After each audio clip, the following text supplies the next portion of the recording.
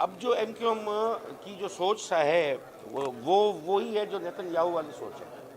جیسے دنیا کے جوز اس صہیونی جو سوچ ہے اس کی نفی کر رہے ہیں, اس لیے اردو آبادی کو آگے آ کے خالد مقبول کی اس سوچ کی نفی کرنی ہے.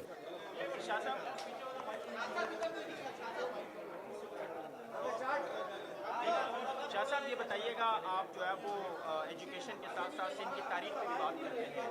اسمبلی میں آپ زبردست ہمیشہ سے جب بھی کوئی ایشو ہوتا ہے تو آپ سندھ کی تاریخ سے جو ہے وہ تمام تر جتنے بھی حقائق ہوتے ہیں وہ سامنے رکھتے ہیں.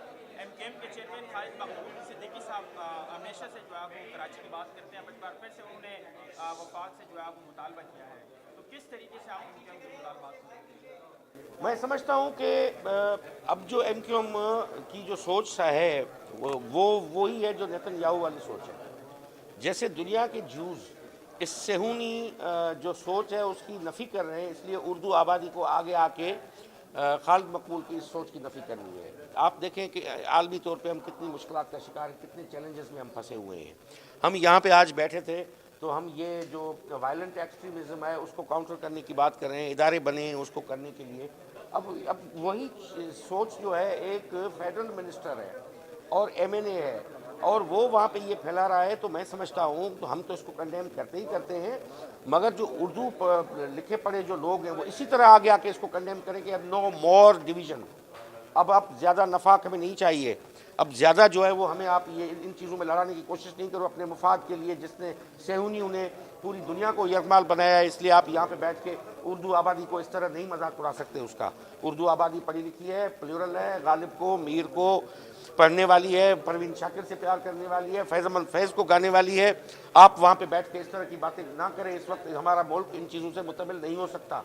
شاہ صاحب یہ بتائیں. اگر اس طرح کی سوچ یہ خالد مقبول صاحب یا اس کے دوسرے اگر جاری رکھتے ہیں تو میں سمجھوں گا کہ یہ خود بھی اس سے انہیں سازش کا شکار ہیں جو دنیا کو ڈیوائڈ کر رہی ہے. شاہ صاحب یہ بتائے گا کہ اسکولوں میں چھٹیاں ہو گئی ہیں, پوری دنیا میں یہی ہے کہ لاک ڈاؤن چل رہا ہے, لیکن پاکستان میں بھی کچھ صورتحال ایسی ہی ہے. اب اچھا مسئلہ یہ آ رہا ہے کہ بچے جو والدین جو ہے بچوں کی اسکول کی فیس دے چکے ہیں, وین کے پیسے ادا کر چکے ہیں, تمام تر اخراجات ہو چکے ہیں, لیکن اسکول بند ہے.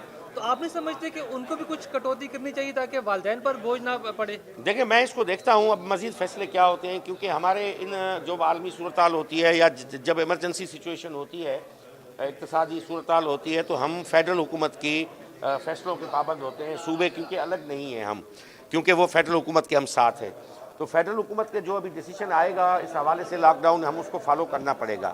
دنیا کے بہت سے ممالک میں ہو گیا ہے.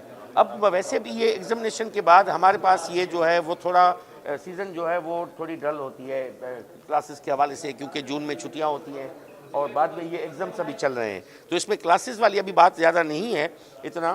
ابھی ہے تو ایگزامس ہمارے چل رہے ہیں, اب ساری کنسنٹریشن ایگزامس پہ ہے, تو اسکولس ابھی کلاسز کا جو اس وقت جو ہے وہ ٹائم نہیں ہے.